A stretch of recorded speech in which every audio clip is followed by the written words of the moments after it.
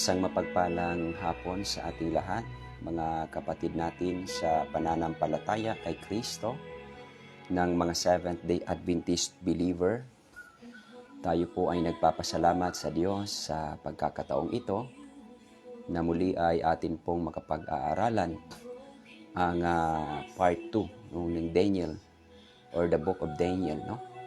At sa oras pong ito ay hindi ho tayo nakapangaral through public preaching sapagkat medyo nagka-problema po yung aking anak ay mayroon po siyang nananakit po yung kanyang ngipin, no? Kaya hindi po natin kaya doon mag-solo dahil wala pong karamiraman at wala din pong taga-awit.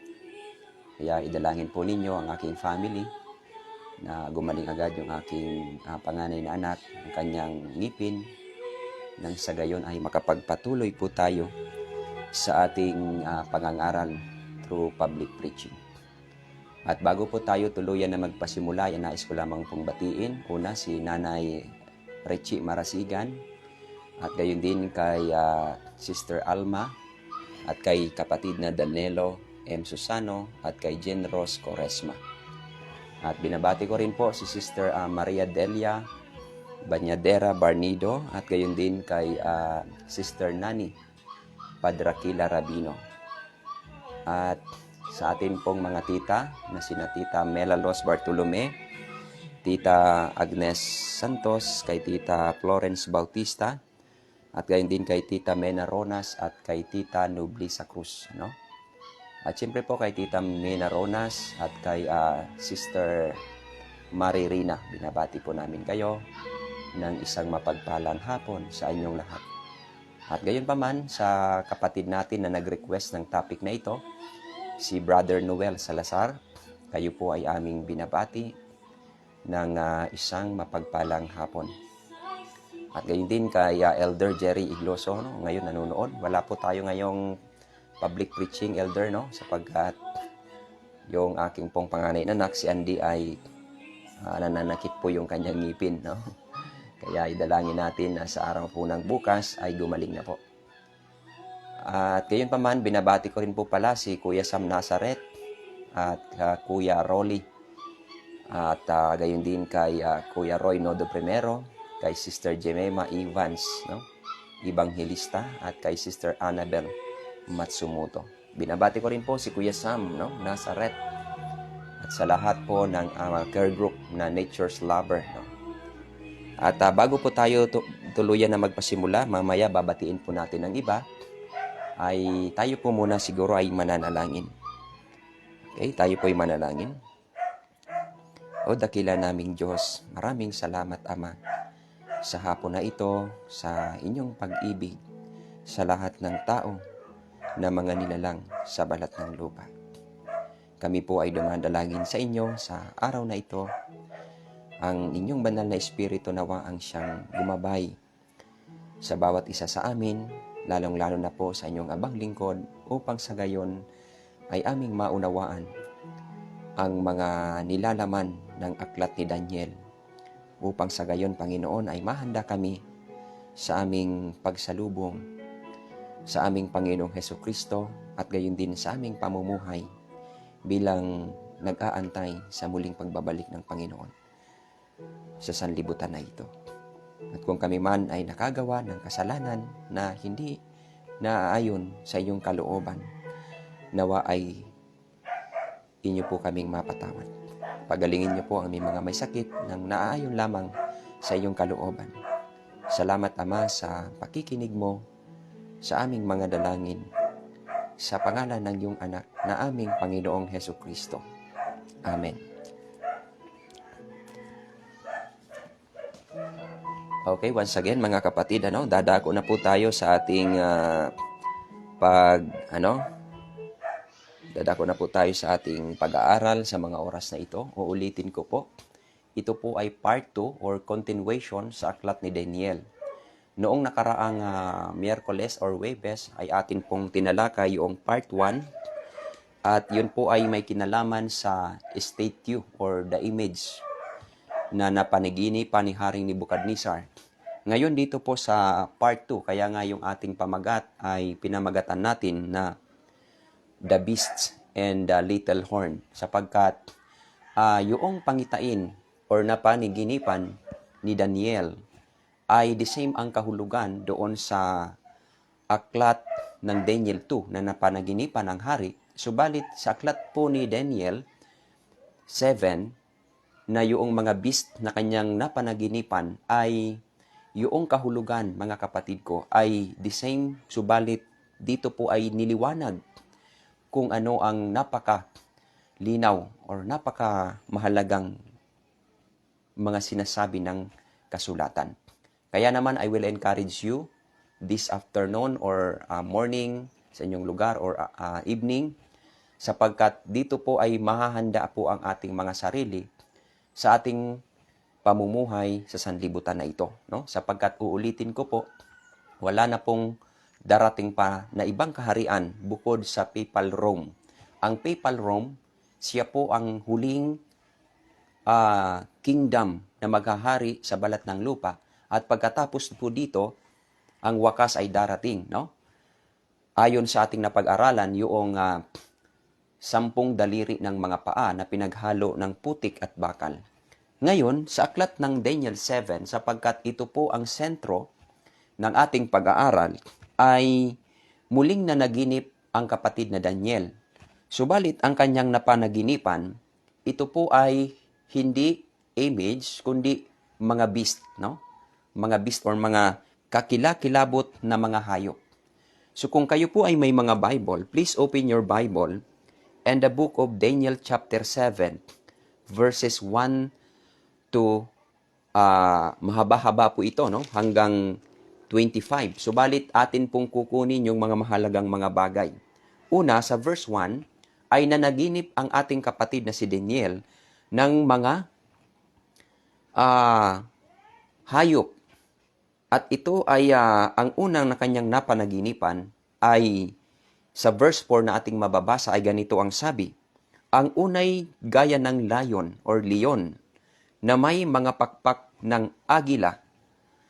At yung pangalawa, mga kapatid at mga kaibigan ko, sa verse 5, ang pangalawa na napanaginipan ni Daniel ay walang iba kundi yung gaya ng isang uso na mayroong lumilitaw na isang tagiliran at 3 tadyang ng kanyang bibig sa pagitan ng kanyang mga ngipin. So ito po yung pangalawang napaniginipan ni Daniel, ang uso, no? At yung pangatlo, sa verse 6 na ating mababasa, na ang sinasabi ng Biblia ay ganito, pagkatapos nito'y tumingin ako at nakita ko ang iba gaya ng isang leopardo na mayroong nasa likod niya ang 4 na pakpak ng ibon. So ito naman yung pangatlo na napanaginipan ni Daniel na leopardo na mayroong 4 na pakpak ng ibon. At yung pang-4 na hayop na mababasa natin sa verse 7 na ganito ang sabi, pagkatapos nito'y may nakita ako sa pangitain sa gabi at narito, ang ika-4 na hayop ay kakilakilabot at makapangyarihan at totoong malakas.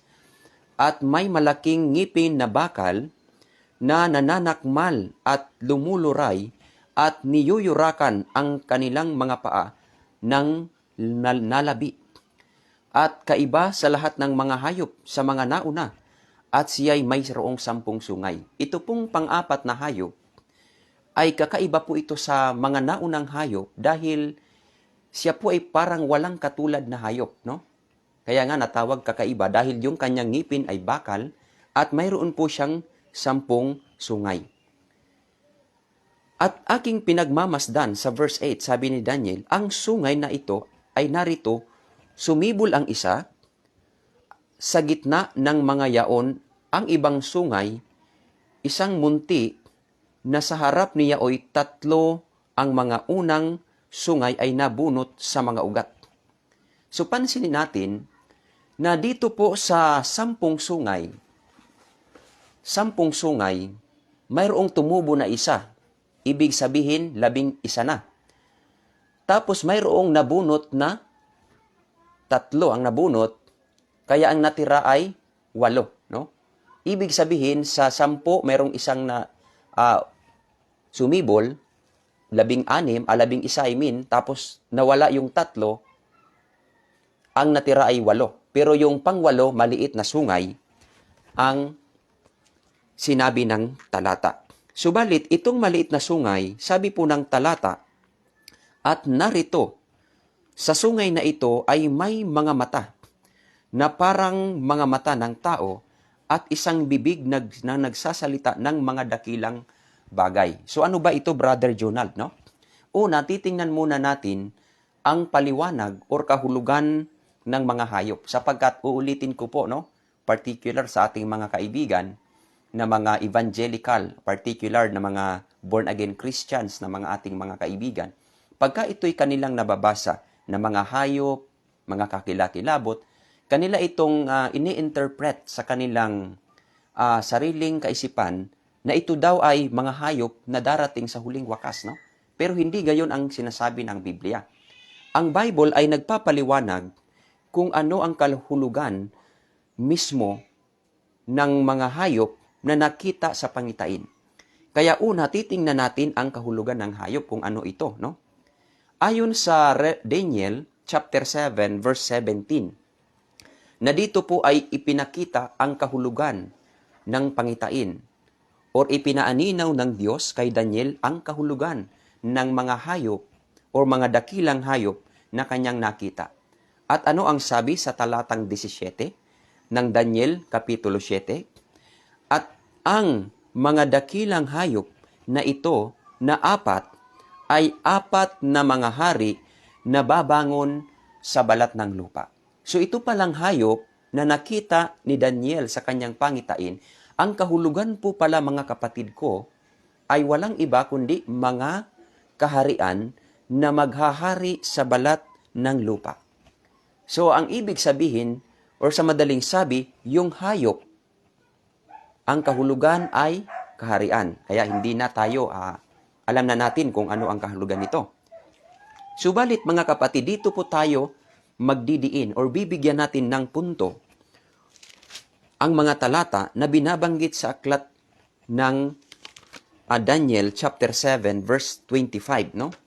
Sapagkat ito pong talatang ito ay nakasentro po sa maliit na sungay, no?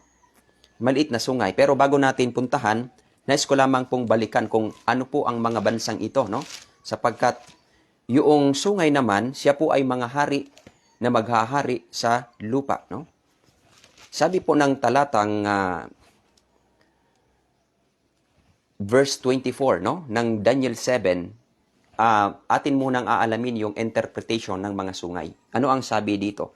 At tungkol sa 10 sungay, mula sa kahariang ito ay 10 mga hari ang babangon.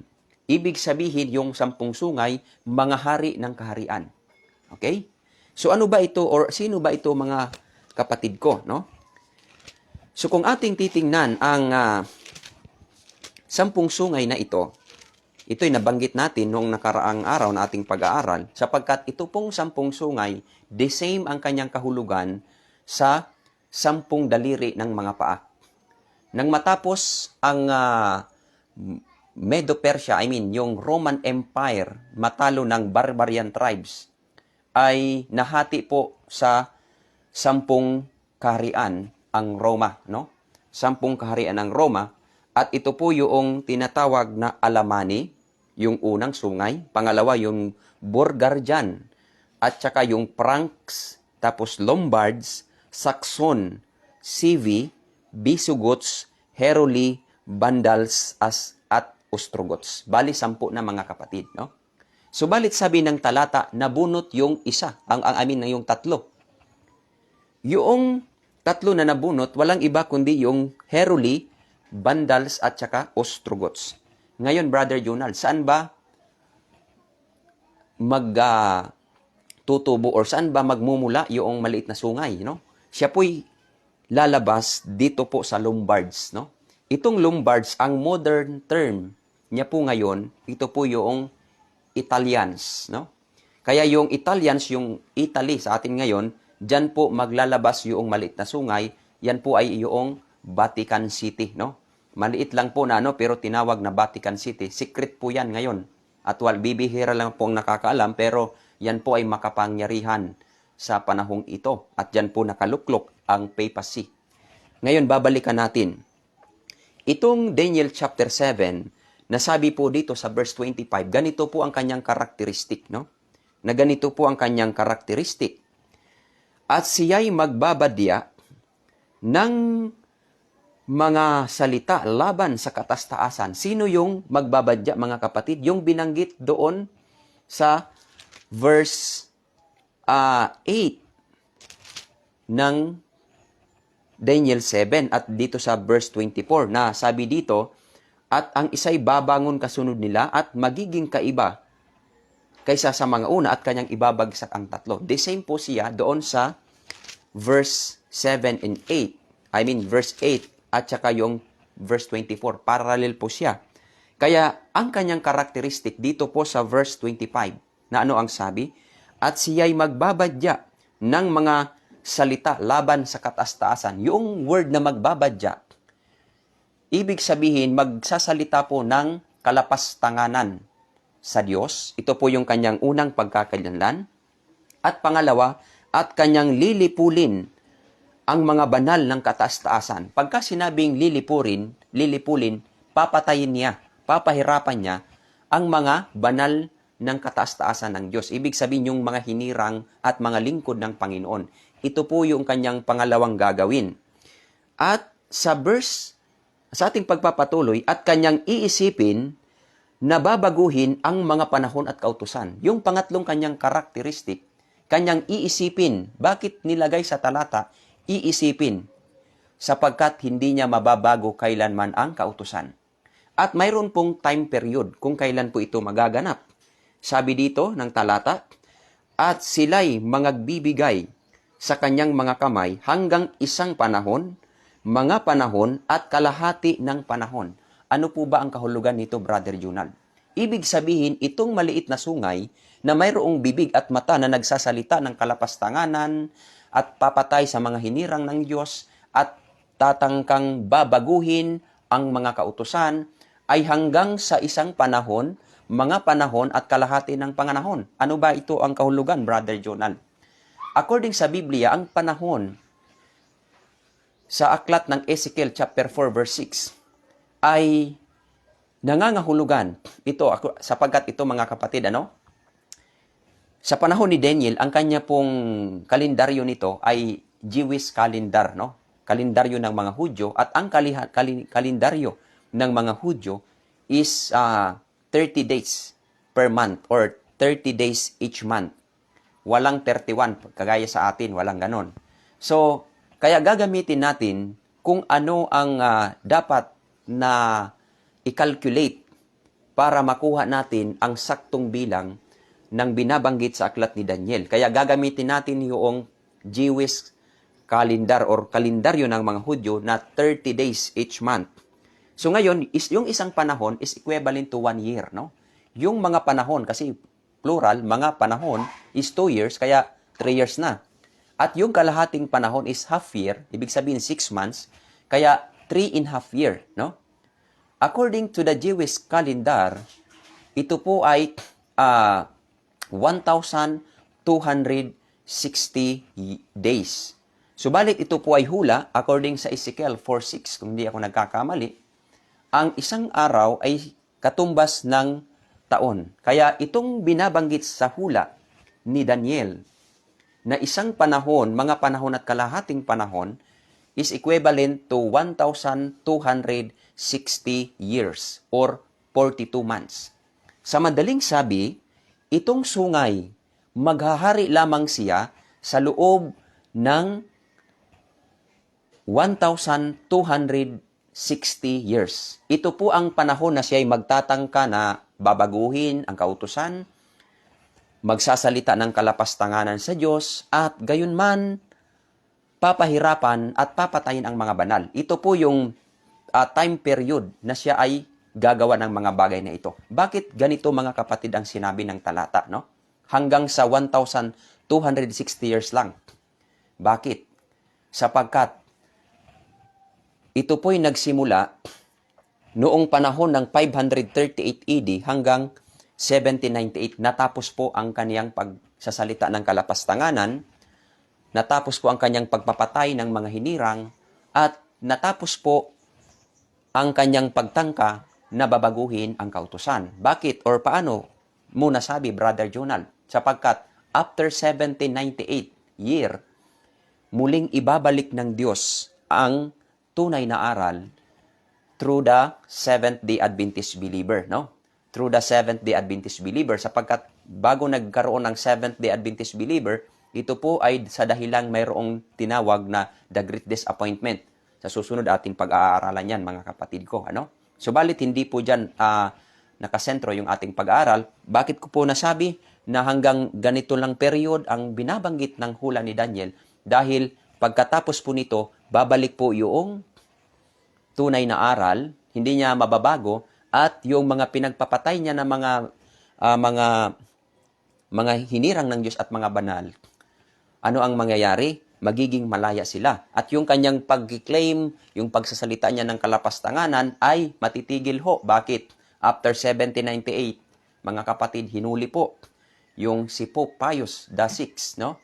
Ni Napoleon Bonaparte. At sinugo po si Napoleon Bonaparte ni General Berthier, at siya po'y na-exile at nakulong, at siya po'y namatay at nawalan ng kapangyarihan ang papacy during the tinatawag na 1,000 years. Yun po ang tinatawag na Dark Ages.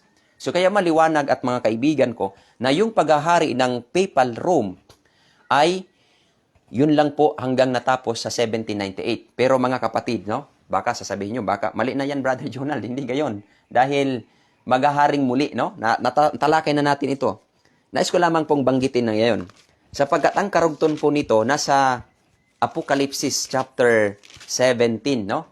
Kung kayo po ay mayroong mga Bible diyan, na mayroon ditong mababasa sa verse 10, no? Sa verse 10, nasabi dito, at sila'y 7 hari, ang 5 ay nangabuwal na, at ang isa'y naririto, at ang isa'y hindi pa dumarating. Pagdating niya, ay dapat magtagal ng sandaling panahon.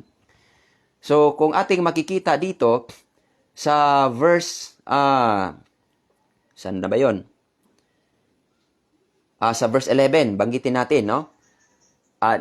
Binibigyan ko lang ng kaunting linaw, ha? Kasi sinabi ko kanina, hanggang 1,260 years lang kanyang paghahari. Pero babalik ito, mga kapatid, kung paano ko po nasabi. Dahil sa verse 10, yung 5 na nangabuwal na, ito po yung Assyria, Egypt, Assyria, Babylon, Medo-Persia at Grisya. At yung sinabi ni John, at ang isa'y naririto, sa panahon niya, pagan Rome, no? Pagan Rome ang naghahari. Yan po ang kung saan siya itinapon sa Patmos. Ang naghahari po noon, pagan Rome. At yung sinabi niya, at yung isa ay hindi pa dumarating, yun po ang kanyang itinutukoy, yung Papal Rome na ating nabanggit, no? Pero yung lalabas na pang-7, na siya, yung lalabas na ikawalo, na siya rin ang pang-7, walang iba kundi papacy, no? Siya pa rin. Bakit? Paano natin nasabi? Dahil po ang sinabi ng Biblia sa Revelation 13 na yung sugat, yung ulo na mayroong sugat na ikamamatay ay gumaling. So, alam natin yan, mga kapatid, kung ating titingnan yung Gaspari at Mussolini, ay makikita natin doon noong 1929, no? Year ay nabalik yung kaniyang kapangyarihan at kanyang authority. Kaya yung sinasabi ni John sa aklat ng Apocalypse chapter 17 na nawala na, sabi niya na ang isa ay, ano sabi ng Biblia, no? Basahin natin. Ang isa'y naririto, ang isa'y hindi pa dumarating. Yung hindi pa dumarating, papacy, dahil nagsasalita si John sa panahon ng pagan Rome. At tapos, yung tinutukoy niya yung Papal Rome na naganap nga noong 538 AD at 1798. Tapos nawala. Tapos mayroong isang babangon at ito po ay walang iba, kundi isa po siya doon sa 7. Siya rin ang magiging pang-8. Yung pang-8, walang iba kundi the papacy. Siya pa rin, mga kapatid, sapagkat gumaling po siya.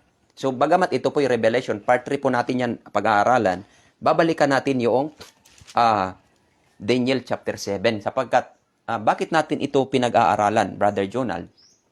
Sapagkat dito po ay makikita natin kung paano tayo mamuhay sa sanlibutan na ito, no? Sapagkat sasabihin natin, ang tao po ngayon, lalong-lalo na po sa mga Seventh-day Adventist believer, hindi po natin kinukonsinti. Alam natin ang propesiya na nalalapit ng magbabalik ang Panginoon, pero ang ginagawa ng karamihan ng mga Seventh-day Adventist ay makasanlibutan. So iyan po ang reality, hindi po natin ibig saktan ang damdamin ng bawat isa. Subalit, nais po nating sabihin na wala ng kaharian na darating pa, ang huling kaharian na darating or maghahari, walang iba kundi Papal Rome. At ito po'y nangyayari sa panahon ngayon, subalit ang Papal Rome mayroon po siyang enforcer. Ano ba ito, Brother Jonald? Tagapagpilit. Kaya 1798 hanggang 2021 natin na tayo ngayon, naging malaya ang ating ginagawa bilang mga Kristiyano. Pero pagka maganap ang binabanggit ng Revelation 13, verse 11, 12, 13, 14, 15, ang mangyayari sa Dark Ages, mga kapatid ko, ay mangyayari din sa panahong ito. Oo. Paano ko nasabi? Kahit na ito'y labas sa topic, matatapik din natin ito sa part 3. Nais ko lamang pong itong banggitin po sa atin sapagkat napakahalaga po nito na ang mga tao ng Diyos mamamatay. Oo. Papatay niya. Ano ba ang sabi dito? Sa Revelation 13, verse 11 hanggang 12:13, na sa verse 11, yung hayop na mayroong sungay na katulad ng kordero, it's represent the liberty. Liberty of the church and liberty of the states. Ibig sabihin, pinagsanib ang relihiyon ng mga protestantismo at yung estado. Kaya ito po ang ginagamit ni Satanas, yung kanyang alalay. Ang ginagawa ng kanyang alalay na ito, na beast na ito, siya po yung tagapagpilit sa tao na sundin ang batas ng Papal Rome. O yan, karamihan hindi po alam yan. Kaya be careful sa mga batas na ini-implement ng gobyerno na pagka-ating itong nakikita na nakakalabag sa ating pananampalataya sa Diyos at sa kautusan ng Diyos, mag-stand po tayo, kapatid, no? Dahil ang nakalagay po dito, be careful, ang ating naaalaman na ang darating na itong tanda is the Sabbath, the Sunday. Tama po yan, pero ang nakalagay po, mga kapatid ko, sa verse 13, na siya po'y gumagawa ng mga dakilang tanda, plural. So, hindi po ba nyo alam, mga kapatid, mga kaibigan ko, na ang kautusan ngayon ng Diyos ang umiiral, the health laws, at yaong tinatawag na moral law. Ang lingkod ng Diyos, yung mga tapat, mga kapatid, hindi yan madadali ng kaaway na pasambahin mo sa mga larawan. Bakit? Alam natin na ang larawan ay hindi, pero sa health laws, tinitira po ang tao. Tayo hindi kumakain ng baboy, pero be careful, mga kapatid, no? Hindi ko po ito ito po ay mag-isip po tayo, hindi ko po ito ini-insist bilang ating 28 fundamental beliefs, no? Hindi ko po ito. Pero ito'y babanggitin ko po sa inyo, kayo na pong bahala magtimbang. Na itong ating katawan, pagka pinasukan po natin ito ng mga viruses, ang tanong, Brother John, na magkakasala ba tayo sa Diyos? Yes, sasabihin ko po sa inyo, 100% magkakasala tayo sa Diyos niyan, 100%. Bakit? According to the Bible, no? According to the Bible, ang ating katawan is templo ng Diyos, no? Templo po ito ng Panginoon. Ang ginagawa ngayon, mga kapatid, yung karumal-dumal na hindi kinakain ng tao, ng bayan ng Diyos, sapagkat hindi naman tayo kumakain yan, gumagawa ng kapamaraan ng si Satanas na ipasok natin ito sa ating katawan. Ang tanong, Brother Jonald, kasalanan ba? Yes. Bakit? Kaya nga, hindi ko po sinasabi na yung nagpabaksing walang kaligtasan. Hindi po gayon, ha? Ang vaccine, hindi ko po sinasabi na siya po yung 666, pero pagka pinag-aralan po natin ng malalim itong Revelation chapter, yung mga nangyayari sa atin connected po sa kung ano ang sinasabi ng Revelation chapter 13. Oo. Bakit? Hindi po gumagalaw ngayon ang papacy. Ang gumagalaw po ngayon, walang iba kundi yung United States of America na kanyang pinipilit na doon yung mga tao. Kaya ang gagawin ni Satanas sa huling panahon ito, they perform the miracle. Ano ba itong miracle na makikita? No? Ang Satanas nag-perform ng miracle hindi sa pamamagitan ng papacy, kundi sa kanyang enforcer ng papacy. Na ang kanyang gagawin, magpapaulan ng apoy mula sa langit. Kaya ba yan ni Satanas? Hindi yan kayang gagawin ni Satanas. Pero ano ang sabi? Sa paningin ng tao lang. Pero ang gagawa niyan, hindi ang papacy, hindi. Kundi ano daw ang gagawa niyan? Ang enforcer. Hindi literal na magpapaulan ng apoy sapagkat ang tanging makakagawa niyan, ang Diyos. Kung ating titingnan, sa panahon ni Prophet Elijah, nagpaulan ng apoy ang Diyos mula sa langit. So, ibig sabihin, counterfeit ito na miracle ng United States of America and the Protestantismo para ang tao ay mapaniwala. Kaya nga sa Matthew chapter 24, verse number 24, even the very elect. So, hindi yan mababali ng talata, kahit na yung mga pinili. Pagka sinabing pinili, the chosen one is refer to the Israelites in the Old Testament. At sa panahong ito, kung mayroong mang pinili ang Diyos, walang iba kundi the Seventh-day Adventist believer. Sasabihin ko po sa inyo ng lantaran, tayo po ang pinili ng Diyos. Subalit, sino ba ang madadaya? The Seventh-day Adventist, according sa sinasabi ng Matthew chapter 24, verse number 24, na yung sinabi ng Panginoong Hesukristo, na even the very elect. Sino ba yung elect in the last days? Seventh-day Adventist. Ibig sabihin, yung even the very elect madadaya because of the miracle or false miracle. Ayan po ang malinaw na binabanggit, no? Sapagkat wala naman pong elect or mga pinili sa panahong ito, kundi kiniklaim po natin yan at tinatanggap natin na only the Seventh-day Adventist. At si Satanas, according sa, hindi ko tuloy na nawala na tuloy yun, sa medical ministry, no, na aklat, na si Satanas, ang kanyang pagpaparito, siya po ay sa pamamagitan ng medical missionary. Ano ba ito, Brother Junal? Dito ngayong mapanganib. Si Satanas, yung ginagawa ng Panginoong Hesukristo sa New Testament, kanya itong ginagaya, no?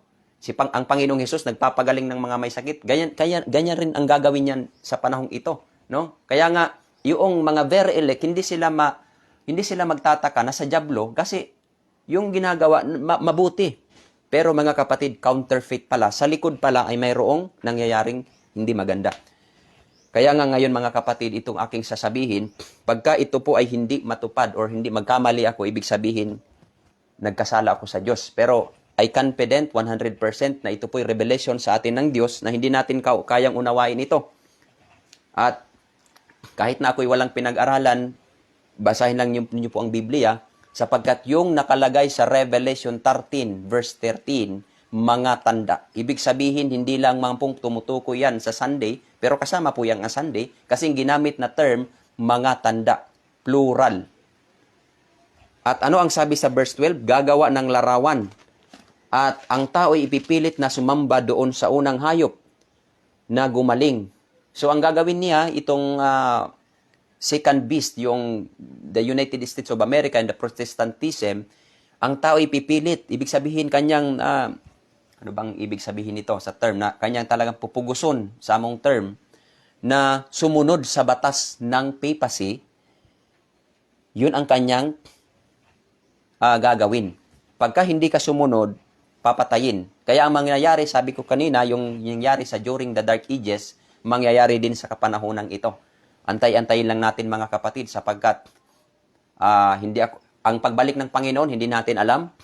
Pero based on our estimate ko lang ito ha, hindi ko po ito 100% na sinasabi na talagang ito. Ang pagbabalik ng Panginoon, hindi natin alam. Pero sinasabi ko po sa inyo, mataas na po ang 2028 na magaganap itong hula ng sinasabi ng Biblia. Kaya ang tanong, Brother Jonal, bilang mga Seventh-day Adventist, alam natin na wala ng kaharian na darating pa. Kundi ito po yung the Roman Catholic Papacy or the Papal Rome. Tapos ang pagkatapos niyan mga kapatid, loud cry, kasi mag-ano ang Panginoon kung ating pag-aaralan yung the chronology of last day events. Malapit na po tayo sa Sunday Law, kapatid ko at kinaminamahal, no? Kung titingnan natin yung Bible ngayon, yung mga nangyayari sa sanlibutan, nangyayari po sa sanlibutan na ito. So, ang daya ni Satanas, walang pagkakaiba, no? Walang pagkakaiba sa panahon ng Panginoong Hesukristo. Kung ating pag-aaralan yung Matthew chapter 4, ganito po ang pinagdadaya ni Satanas.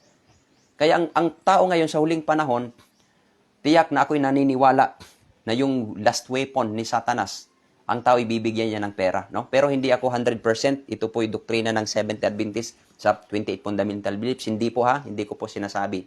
Kundi base po sa aking pananaw, dahil nakita po natin sa Matthew 24, una, Sabi doon, gawin mong tinapay ang bato. Yung bato na hindi tinapay, ipinapakain kay Kristo. So, ibig sabihin, yung essence na karumal-dumal na hindi pagkain, ipinapakain sa tao sa panahong ito. Ang essence yung aking kinukuha. Pangalawa, yung magpatihulog ka sapagkat nasusulat. Aalalayan ka ng inyong mga anghel na yung mga kamay, yung mga paa ay hindi matisod sa bato. So, yung magpatihulog ka, wala po yan sa Salmo 21 or Psalm 91. Wala po yan. Yung nasusulat, yun po ang nasa Psalm 91. Ibig sabihin, yung word na magpatihulog ka kay Satanas na salita, hindi pinaghalo niya doon sa Biblia or sa nasusulat. Ibig sabihin, yung pangalawang daya ni Satanas, yung Bible, hinaluan niya ng kanyang aral o ganyang minix. Kaya ang tao hindi madadaya talaga pagka hindi tayo mag-aral ng prophecy. Pangalawa, ano ang sabi niya sa ating Panginoong Hesukristo? Yung pinakalast. Pinakita sa kanyang mga kaharian, mga karangyaan sa libutan, na ano ang sabi? Magpatira pa ka sa akin at lumuhod ka sa akin at samamba ka. Ibibigay ko ito sa inyong lahat. Ang tanong, Brother Junald, walang pagkakaiba ang daya ni Satanas. No?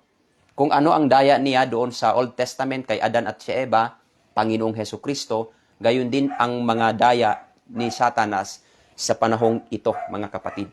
Kaya pagka sinabi ng Biblia, unlocking Bible prophecy, madadaya talaga ang tao. Bakit hindi nag-aral ng prophecy? So alam niyo ba mga kapatid kung paano natin nasabi na kailangan natin mag-aral ng prophecy? Kasi itong karakteristik ng nalalabi, alam nila ang propesya. Paano ko po nasabi? Ang karakter nila, sila po ay mayroong sumusunod sa utos ng Diyos. No? Pangalawa, mayroon po silang patutuon ni Jesus. Yung patutuon ni Jesus, according mismo sa Bible, Revelation 9:10, ang kahulugan ng patutuon ni Jesus na karakteristik ng mga nalalabi, mayroon po siyang espiritu ng hula. Sapagkat ang patutuon ni Jesus ay siyang espiritu ng hula. Ibig sabihin, nakakaunawa sa aklat ni Daniel, nakakaunawa sa aklat ng Revelation, kung ano ang nangyayari sa kapanahonang ito. Ito po ang na pinagagalitan ni Satanas. Bakit? Malalaman ang kanyang ginagawa. No? Malalaman ang kanyang ginagawa. Kaya nga sa huling panahon na ito, mga kapatid ko, hindi nawawala ang Prophet Elijah at hindi nawawala ang John the Baptist. No? Ano ba ang mga karakter nito, mga kapatid? Hindi po ito natatakot mamatay na magsabi ng katotohanan. Ito po yung tunay na lingkod ng Diyos, hindi yung mga bayaran na mga tao. Kasi sabi ni Kristo, ang tunay na pastol ay inialay ang kanyang mga buhay. Pero ano ang ginagawa ng magnanakaw? Dadaan sa mga Tapos pag dumating ang lobo, takbuhan. Bakit? Hindi tunay na lingkod ng Diyos, kundi bayaran. Kaya sa huling panahon, according to the spirit of prophecy, sabi ni Mrs. White, mayroong mga John the Baptist at Prophet Elijah sa huling panahon na ito. Ano ba ang si John the Baptist sa panahon nila? Reprober. Ano bang ibig sabihin ng reprober? Tagasaway, matapang, kahit sa kamatayan man. Si Prophet Elijah, kaya nga nagalit yung hari. Bakit? Nagsasabi ng katotohanan. Kaya ang pag-unawa ng Bible, mga kapatid ko at mga minamahal, hindi po ito kung ano ang naabot natin sa ating So kahit na matatalino ang nagsabi niyan, pastor man, pagka hindi sinusuportahan ng Biblia, papaling-paling, mga kapatid ko, sa ating sarili mag-aral po tayo ng prophecy. Yung ating pinagpapagalan, yung ating pinagbibili ng kotse, paggagawa ng tahanan, hindi po yan kailanman madadala sa pagpanaw natin sa sanlibutan na ito. Ang aking point, hindi po masama na gumawa ng tahanan, pero pagka ang ating kaisipan nandun na sa mga bagay, baka kapatid ko, isa po tayo sa madaya ng dyablo. Kasi inuuper niya sa sanlibutan na ito, kayamanan. No? Maraming mga tao ngayon na inupira ng kayamanan, wala ng panahon sa Diyos, mas priority na ang gawa ng sanlibutan. Kaya ganun sa Panginoong Hesukristo, ang ginawa ni Satanas. Ano ang tao ngayon? Tingnan mo ngayon. Sa panahon namin ngayon, dito sa amin. Pagka mangaral ka ng Ebanghelyo, magagalit sa iyo kasi sasabihin, nanghahatol ka. O, sinasabihin mo ng mga ito yung aming nalakhan. Sasabihin mo na huwag kaming sa rebel. Magagalit sa iyo, no? Pero pagdating sa yung tinatawag na mayroong pagtitipo na bibigyan ka ng pera, so, mga kapatid ko, hindi ko po sa hinahatulan ha. Ito po yung reality. Kahit magpila ng alas 9 at alas 9 ng umaga hanggang mag-alas 10 ng gabi, kayang-kaya. Pero yung salita ng Diyos sa 45 minutes lang, hindi kaya, mga kapatid. Dahil ang tao ay nakaisip sa pera. Dahil sa walang makain, hirap sa buhay. Kaya possible, paano ko nasabi, gagamitin ni Satanas ang pera sa huling panahon na ito. During the Sunday law. O, yan po mga kapatid, base lang po yan sa aking pananaw. Hindi po yan sa ating 28 fundamental beliefs na sinabi. Pero ako'y naniniwala, nasa sulat po ni si Mrs. White, bagamat hindi ko po nabasa. Yan po mga kapatid ko at minamahal. Dahil si Satanas, ang kanyang mga daya, kinuha po natin yan, hindi po yan sa sarili ni Brother Jonald, based on the Bible, no? Matthew chapter 4, verses 7 to 8, 9. Yan po natin kinuha yung mga essence na kung paano dinadaya ni Satanas ang tao. So, babalikan natin mga kapatid bago tayo magtapos. Yung Daniel chapter 7, verse 25, na itong sinabi ni Daniel, natupad po ito sa panahon ng 1798. Ibig sabihin, after the 1798, itong binabanggit sa Daniel, tapos po ito, ibig sabihin, naganap. Biruin mo mga kapatid, na napaka-amazing ng Bible. Hindi pa na nabubuo ang New Testament at wala pa ang Panginoong Hesukristo sa balat ng lupa, hinulaan na kung ano ang mangyayari. Kaya sa mga nag-aaral ng Quran at saka Bible, ito po mas katotohanan po ito ang Biblia, kapatid. No? So yun po mga kapatid ko. Ang pinakalas na kaharian sa balat ng lupa, according to the Bible, the Papal Rome. No? The Papal Rome. At yung pagbangon ni Satanas, according sa aklat ng 2 Thessalonians, ang kanyang gagawin mga kapatid, kasi ang gumagawa ngayon, sa panahong ito ngayon sa atin, the present time, walang iba ang gumagawa. The United States of America and the Protestantism, naghalo po yan, nagsanib po sila para ang tao'y dayain. Si Satanas, yung papacy, yung Papal Rome, doon sa Vatican, wala po yung ginagawa, nagpapatulog-tulog lang yan. Kasi hindi pa natutupad ang hula. Pagka matupad yung sinabi ni Pablo, sa aklat ng Thessalonica, na ang anak ng kapahamakan, sapagkat siya po yung son of the perdition. Tumutukoy po yan sa kanya. Oo. Tapos, according sa spirit of prophecy, bago magpaparito si Kristo, or bago bubuhos yung 7 last plagues at bago magpaparito ang Panginoong Hesukristo, mayroong lilitaw na magsasabi na dumating na ang Panginoong Hesukristo. Dadayain niya yung mga tao na yung inaantay ng mga tao. Sa matagal na panahon na babalik ang Panginoon, sasabihin niya na siya na yan. Pero mga kapatid ko, remember, ang Bible, according sa 1 Thessalonians chapter 4, verse 16 to 17, ang Panginoon ay hindi tutungtong sa lupa. No? Pagka mayroong nagsasabi na Kristo, nandyan dyan sa Vatican or ano paano pang lugar, hindi po yan tunay na Diyos na ating inaantay na ang Panginoong Hesukristo. Huwad po yan. Sapagkat ang totoong Kristo, ang tunay na Kristo, nandyan po sa alapaap mga kapatid. At darating po ang Panginoong Hesukristo after the 7 last plagues. Pagkatapos pa po ng 7 last plagues. Itong 7 last plagues, ito po yung mararanasan ng mga tao na hindi tumanggap ng Ebanghelyo at tumanggap ng authority ng papacy through the United States of America and the Protestantism. Magkakaroon po sila ng mga bukol, mga hubag sa mapapasok po sila sa init. Magtitiis po sila. Bakit? Ang tubig sa dagat, tubig na iinumin, hindi na po pure na tubig, kundi dugo na. Yan po ang mangyayari. Pero ang mga tao na may tatak ng Diyos, sila po yung makakatayo. O makakatayo po siya. At mga tao na tatanggap ng loud cry. Kaya nga sabi ng Biblia, Revelation 7, verse 9 and 14, na sa verse 9, nakita ni Juan na sindami na hindi kayang bilangin. Sila po'y nasa iba't ibang lipi, iba't ibang wika at ibang mga lahi na nasa harap ng trono ng kordero at mayroong damit na puti at mayroong palma. Sabi ni Juan, sino sila at saan sila nanggaling? Sa verse 14, kung ating mababasa, ganito ang sabi, 13 and 14. Sila ang mga nanggaling sa matinding kapighatian. O yun pala sila mga kapatid, bakit hindi sila tumanggap ng tatak ng halimaw? So yun po ang the reality of the Bible. Kag ito po yung sasabihin ko po sa inyong mga kapatid, spirit of prophecy po ito, kaunti lang pong maliligtas sa Seventh-day Adventist.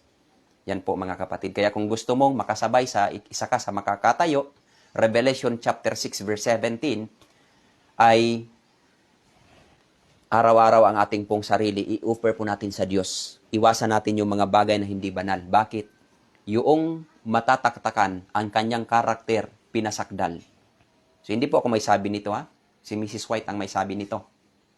Alam nyo ba ang napakadaming maliligtas? Nandun sa iba't ibang relihiyon, mga Catholic, mga Baptist, born again, na mayroong tunay na relasyon sa Diyos. Sa loud cry, bawat mangangaral, kasi yung mangangaral sa loud cry, walang iba kundi itong 144,000 na matatatakan. Hindi ito tinuturo ng mga pastor.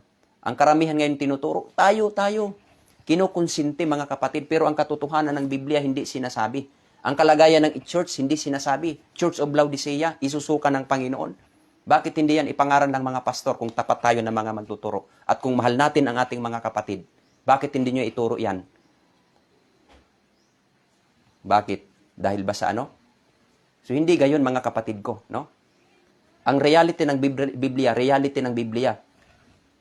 Kung nais nyo pong manood mga kapatid, sabihin ko po sa inyo, aking pong ipinopromote yung Reasons of Faith. Yan po ang mga ngaral na tunay sa huling panahon na ito, no? Yan po mga kapatid ko, nagsasabi ng katotohanan. Pero hindi ko po sinasabi ibang mga evangelist hindi tunay. Tunay po sila. Pero ang ating tingnan mga kapatid, yung nagsasabi ng katotohanan, hindi yung mga naririnig natin na hindi masakit, na hindi yan tunay na pag-ibig. Sabi po ng Biblia, sa aklat ng Proverbs,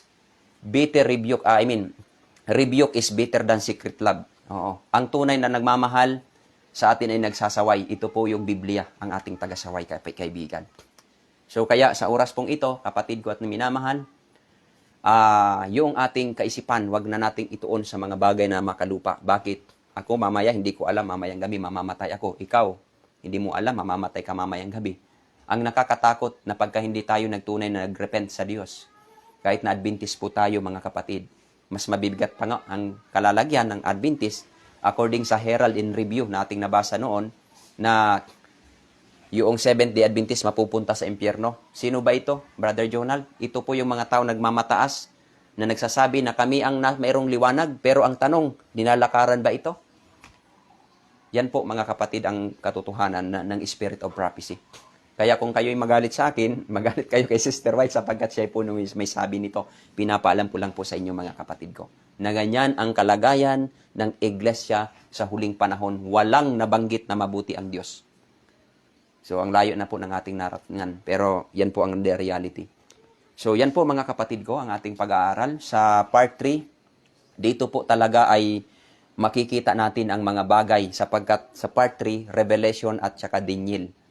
Ifo-focus natin yung Revelation 17, Revelation 13 at kung ano na ang ginagawa ng kaaway ngayon, bakit si Satanas gumagawa through the United States of America and the Protestantism, no? Ang gagawa niya, enforcer po siya. Yung mga batas ng papacy na hindi natin alam na nasa likod nila, yan ang itinuturo sa mga tao, sundin nyo ito.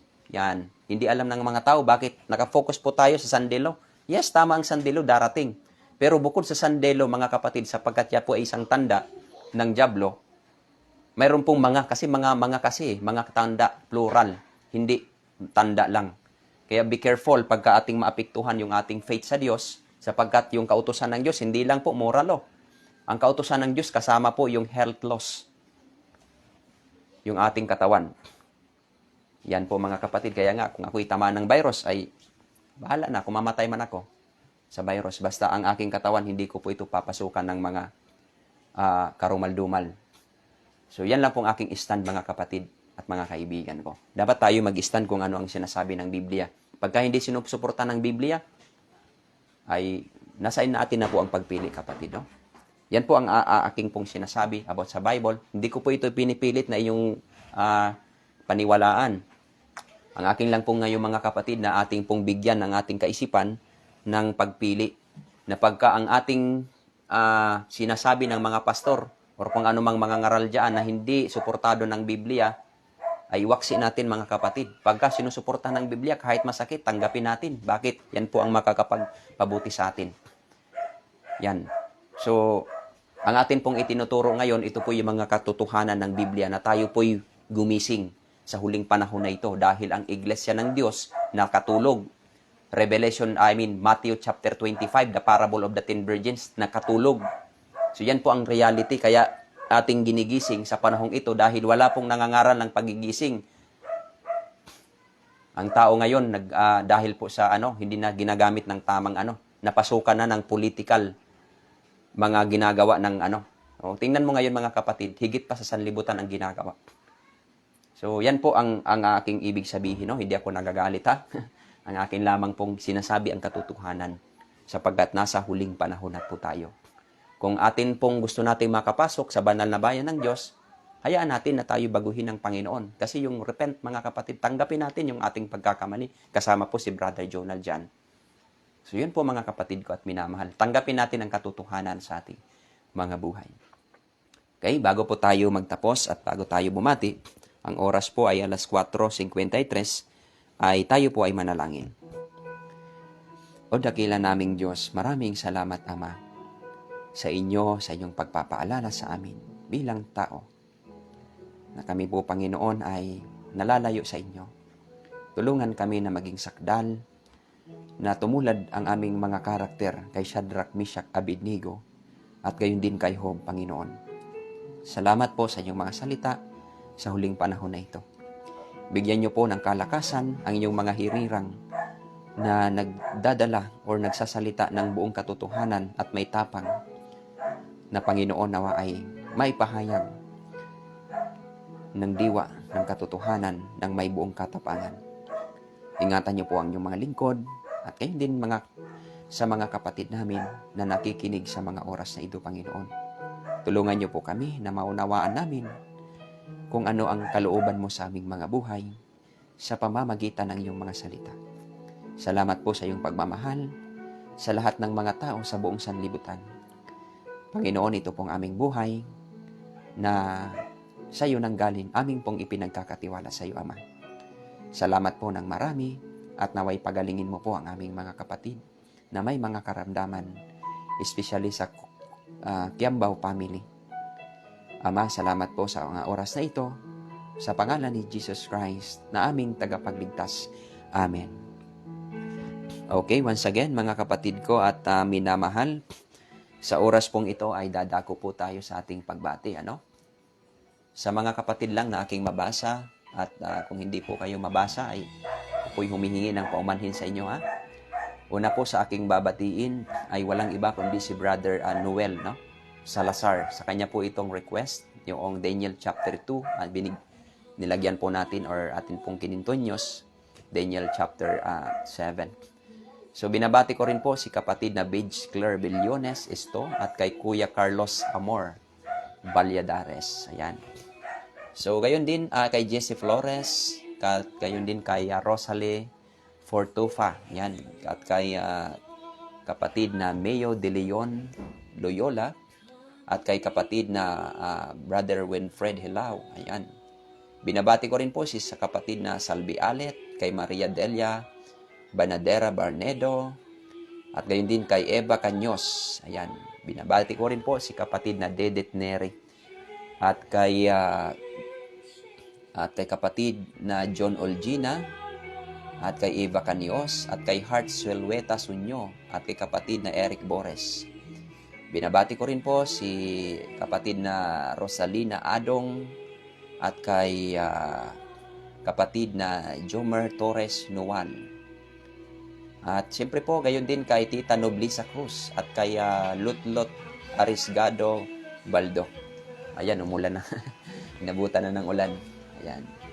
So, gayon din kay Dindo Hernaldo, kay Digi. Ayan. Sabay yun, nawala na. Tuloy. Kay Ramil Dilana Apurbo Rosalita, kay Nanay Richie Marasigan, kay Sister Annabel Matsumoto, kay Sister Mare Rina, at gayon din kay Pa Japet Golby Olapernes. Binabati ko rin po si kapatid na Enskim Kosi at kay Sister Meriam Kitoriano Ramos, kay Dicky Serbidan. At gayon man, binabati po natin si Joliet Istolan. At syempre po kay Joliet Istolan daw, happy birthday. Ayan. At binabati natin si kapatid na Aileen Gonzaga at kay sino ba? Ayan, kay Jan Palolos. Ayan. At gayon din kay Jolie Salado at kay kapatid na Bage Claire Billones Amor. Ayan. Binabati ko rin po si Sister MC Tibor at kay Sister Aura Princess Asitura at gayon din kay Elizalde Istugal. At kay, dito naman tayo sa baba, ano? Ay, nabati na natin. Ayan, kay Rodita Balbuena at kay Lijen Banlasan Regidor. Ayun. At kay Jomer Torres Nuan at kay Kuya Carlos Amor Valladares, kay Celia Digito. At yun po mga kapatid, sa mga kapatid natin na hindi ho natin nabati, ako po'y humihingi ng pamanhin. Inabati ko rin po si Sister Princess Asitura, no? At sa oras pong ito, maraming salamat sa Diyos at purihin ang Panginoon, sa Kanya lamang ang karangalan magpakailan paman. Amen. God bless po sa ating lahat mga kapatid. Nawa ang mga aral na ating napakinggan, ito po ay wag mawala sa ating isipan hanggang sa ating kamatayan. Iwasan na po yung mga bagay na hindi makalangit sa oras pong ito. At hayaan na tayo po'y baguhin ng Diyos araw-araw at matulag tayo ang ating karakter sa ating Panginoong Hesukristo. Tiyak 100% kaibigan ko, makakasama ka sa 144,000 na sisigaw ng huling mensahe sa huling panahon na ito.